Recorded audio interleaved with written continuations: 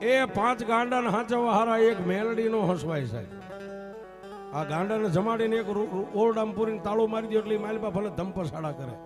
એ આને તો પૂરો તો પૂરાય નહીં, બાંધો બંધાય નહીં. મેલડીનો માર્ગ સૂક્યા ને સાહેબ, પછી દુનિયામાં કોઈ તમારું બાવડું ન પકડે, પણ કોઈ ભૂવો એવો નથી કે તમારો દાણાનો જો હાથમાં લે. મેલડી ગાંડી થાય તો દુનિયા ગાંડી છે સાહેબ.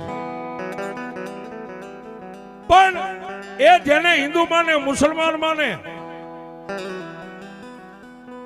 શું કામ ખબર છે સાહેબ?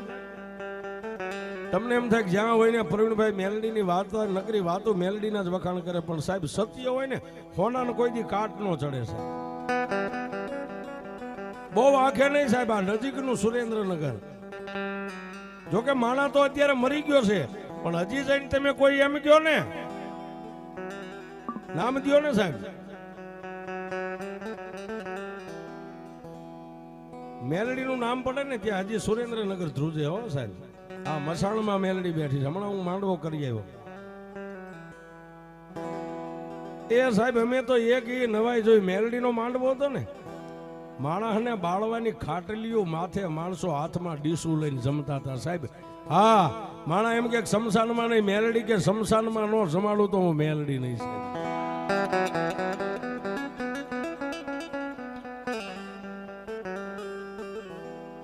સાહેબ.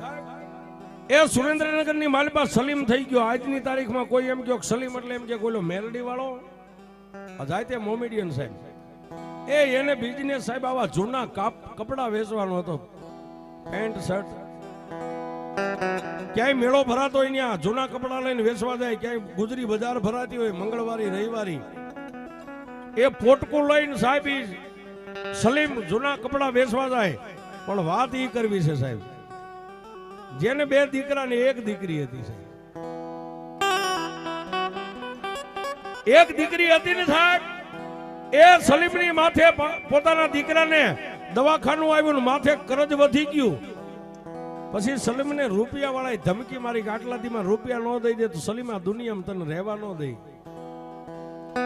છેલ્લે સાહેબ મોમેડિયન નો દીકરો ક્યાંય ન ગયો.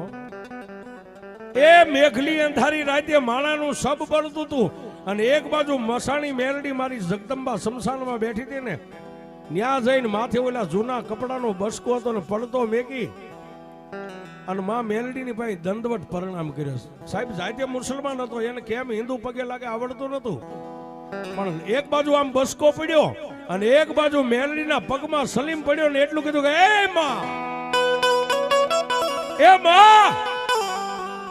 એ દુનિયામાં મને મોમેડિયન ના દીકરાને એટલું ખબર છે કે તારા પગ ઝાલીને કોઈ તને માં કે ને એને તું મરવા નથી દેતી મેલડી, આટલી મને ખબર છે, બાકી ખબર નથી.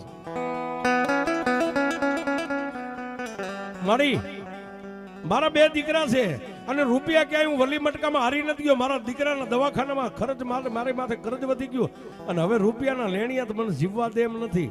મેલડી એ કોઈ અલ્લાહના દરબારની માલપા નથી ગયો. તું ભલે હિન્દુની માં છો, પણ માં છો ને, હું તને માં માનું છું. અને મેલડી એક ખબર છે કે તારા ખોળે તો હિન્દુ તારા દીકરા હોય ને મુસલમાન તારા દીકરા. એ મેલડી મારી એ દુનિયામાં કામ અને સલીમનું બાવડું પકડી લઈને કામ અને મરી જવા દે